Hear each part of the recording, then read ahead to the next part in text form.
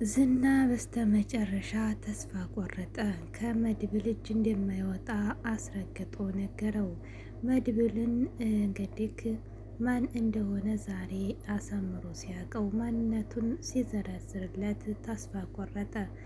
እንዲሁም ደግሞ ማህሌት በጓደኛዋ በቀኝ እጇ ብሯን ተዘረፈች። ብሯንም የዘረፈቻት በቀደም ከነ መድብል ቤት ልጇን አግታ ያስገባቻት እና መድብል ወጥመድ እንዲገባ ያደረገቻት ነበረች።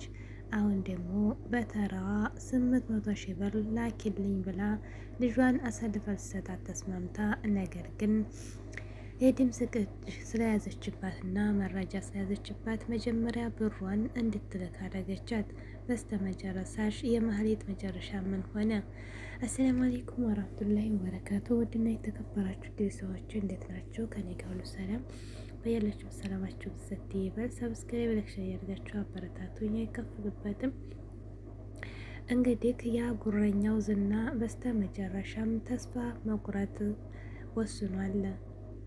ሁልጊዜ ወንድነት አይገኝም። እንደ መድብል ግን ያለው መንታ መንታ ይወለድ።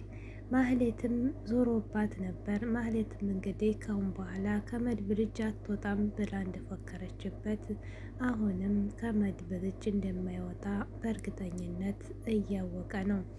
ዝና እንግዲህ እስካሁን ታግቶ በመድብል እጅ እየተቀጠቀጠና በረሃብና በውሃ ጥም እየተዳከመ ይገኛል። እንዲሁም ደግሞ ሞገስና ብሩክ እንዲሁም መድብል ጋር ጠበቃውን ከነሱ ጋር አሳርፈውታል። መድብልም የራስን ህይወት ካሁን በኋላ ሁላችሁም ኑሩ፣ እኔ ብቻዬን ይህን ነገር እጨርሰዋለሁ እያላችሁ ነበር። ነገር ግን እነሱ አንስማማም አሉ። ጠበቃውንም ከዚህ ካለህበት ሀገር ወደ ሌላ ሀገር ሄደክ ሸሸግ ብለህ ተቀመጥ፣ ሁለተኛ እጃቸው እንዳትገባ፣ ከኔ ጋር ያለው መረጃ ይበቃኛል፣ ለመረጃ አልፈልግም፣ እገዛህንም እንግዲህ ይበቃኛል ብሎ አማራጭ ሰጠው።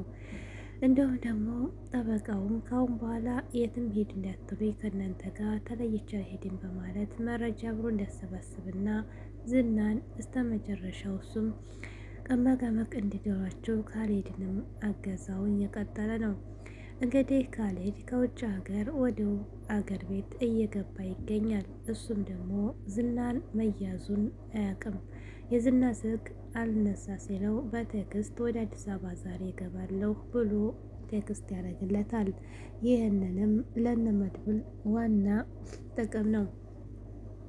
እንግዲህ ማህሌት ደግሞ ባለፈው መድብልን እና ብሩክን ለማጥመድ ከነሱ ቤት እንድትሰራና መረጃ እንድታቀበላት ሰራተኛ ጋር አስገባቻት ነበረች። እሷም ደግሞ ስራዋን ለልጇ ስትል ጠንቅቃ ሰርታ ነበር። የሰራችውም መድብልን ወጥመድ ማስገባት ነበር። እንግዲህ ባለፈው ዝና መድብልን ሊይዘውና ሊያሰቃየው ለመጀመሪያ ጊዜ ያደረገው በዛች ሰራተኝነት ምክንያት ነው። ማህሌትን ደግሞ ዝና ከቤት አስወጥቷት ከቷን ቤት ከየትም ናክተድ ምንገራ ወርቃ ይህን ስራ ካልሰራሽ ብሏት፣ እሷም ደግሞ በሌላ በእሷ ልጇን አገታ ሰርታ ነበር። ያን ጊዜም ግን ያው ሁሉ ሰርታም እሷ ጥሩ ሰራሽ አይላትም። ማህሌትና ዝና አሁን ላይ እስከ መጨረሻው እነሱም ደግሞ ወደ ጸብ ውስጥ ተቀይሯል። በዛው መሀል እንግዲህ እንዴት ተቀየረ ሆነው ደግሞ መድብል ችሎታቸውን ወደቁ። ያን ጊዜ ግን በጣም ከሆዱ የማይጠፋ ጸጸት ውስጥ የሚያስገባው ነገር ነበር የተናገረችው። ካሁን በኋላ አንተ ያንተ ወንድነት እያለች በወንድነቱ እየተፈታተነችው ነበር። ዝናን እንግዲህ እስከ መጨረሻው ታሱ እጅ አትወጣም፣ አንተ አትረባም እያለኝ በጣም እላፊ ቃል ስትናገረው ነበር። ነገር ግን አሁንም ዝና ደግሞ ማህሌት ብትለቀቅም ዝናሁን ከመድብል እጅ እንደማይወጣ አስረግጦ እያወቀ ነው። ብሩክም እንዴት ነው የዝና መጨረሻ? በረሃብና በውሃ ጥም እየዛው ልትገለው ነው ወይ ቢለውም አይ መጨረሻ ላይ ለህግ ይቀርባል እያለው ነበር። መድብል ጀግና ሆንም እናንተን አልፈልግም እኔ በራሴ እወጣዋለሁ እያላቸው ነበር ሞገስና ጠበቃውን እንዲሁም ብሩክን። ነገር ግን አሁንም እነ ብሩክ የማያውቁት ጀግና እየመጣላቸው ነው። እሱም ምንድን ነው ካሌድን በጣም ነው የሚፈሩት እነ ብሩክ። ነገር ግን ከዝና በፊት ካሌድን መድብል እንደሚያውቀው ማንም ሰው አያውቅም። መድብል ካሌድን ጓደኛውና የቀኝ እጁ እንደነበረና እንዲሁም ከዝና በፊት ብዙ ታሪክ እንዳላቸው አሁን ሊነግራቸው ነው። ሲነግራቸው ግን እነ ብሩክ በጣም ነው የደነገጡት። ምን ማለት ነው? የማታውቀውን የማናውቀውን ደግሞ ታሪክ አመጣብን እኮ ምንድነው የምታወራው? እያሉ ተደናገጡ።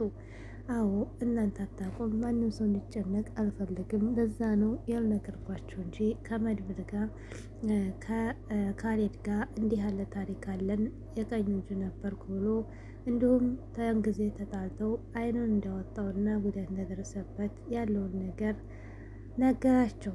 ነገር ግን መድብል ጀግና ነው። ሁሉን በሆዱ ይዞ የሚጓዝ የወንድ ስራ የሚሰራ ጀግና ነው። እንግዲህ ማህሌት ደግሞ ያችን ልጅየው ጠርታ አሁንም እነ መድብል ቤት ወጥመድ ልታስገባትና ከሌላ ሀብታም ጋር ተባብላ ለስራ ልታሰራት ፈለገች። አሁንም ልጇን ይዛ ነው። ልጇን ደግሞ አሳልፋ ለመስጠት አሁንም እሷ ጥንቃቄ አድርጋ መረጃ እየያዘችባት ነበር። መረጃ ግን ትይዝብኛለች ያላለችም ነበር። ብሩን ተሰጠዋት። ብር ስለሚቸግራት ብቻ ትሰጠኛለች ብላ እንደ በቀደሙ ነበር። አንድ ጊዜ የነደፈ እባብ ሁለቴ አይነድፍም። ይችኛይቱ ልጅ ግን ጠንቅቃለች። አሁን በምታወራት ጊዜ በሚገናኙት ጊዜ መረጃ እያዘችባት ነበር። ከዚያም በኋላ በብር ክርክር ውስጥ ሲገቡ የምታገኘውን ብር እኩሉን አጋምሽኝ፣ እኩሉን ግማሹን ለእኔ አስገቢ ስትላት፣ ግማሹንማ እንዴት ነው ሩቡን ነው የምሰጥሽ አለቻት። ማህሌት እንግዲህ ከሀብታም ከሆነ ሌላ ሰራተኛ ስትይዝ ሩቡን እየሰጠኝ እሷ ግማሹን ተጠቃሚ ልትሆን ነው። ይቺ ልጅ ደግሞ ግማሹን ካሰጠሽኝማ አልፈልግም ብላ ንድግ አለች። ከዚያም በኋላ ማህሌት አማራጭ የላትም። ልጅቷም ደግሞ ያዘችውን ሪካርድ ስታሰማት ማህሌት ጉልበቷ ውሃ ሆነ። ምንም አማራጭ የላትም። አሁን የምትሄደው በእሷ እምር ሳይሆን በልጅቷ ስር ገብታለች። ልጅቷን መረጃ ስለተያዘ ኮራችባት። ከዚያም በኋላ ያለ ብር 800 ሺህ ብር ነው፣ ከዚህ በላይ የለኝም፣ ከያውን ቀሪ አድርግልኝ ብላ አለቻት። አካውንት ላይ ያለውን አሳይሻለሁ ይሄ ነው ስትላት፣ እሺ ያሳይኝና ለመልሽ ስትላት፣ ስታሳያት 800 ሺህ ብር እንዳላት አሳያት። በቃ ይሄን ላክልኝና እንሰራዋለን ስትላት፣ ልጅቱን መጀመሪያ አምጪልኝ ስጪ ልጅ ስትላት፣ አይ ካላመንሽ ተይው ይቀራል እንጂ በኋላ እንሄዳለን ልጅቱን እናመጣታለን ላኪልኝ ስትላት፣ ማህሌት አሁን ላይ ግን ምንም አማራጭ የላትም። ምክንያቱም በመረጃም ይዛታለች። ምንም በእሷ ማለፍ ስለማትችል ማህሌትም 800 ሺህ ብሩን ስትልክላት ልጅቷን ይዛ ላጣለች። ማህሌት ግን አሁን ላይ አንጎዳና መግባቷ ነው።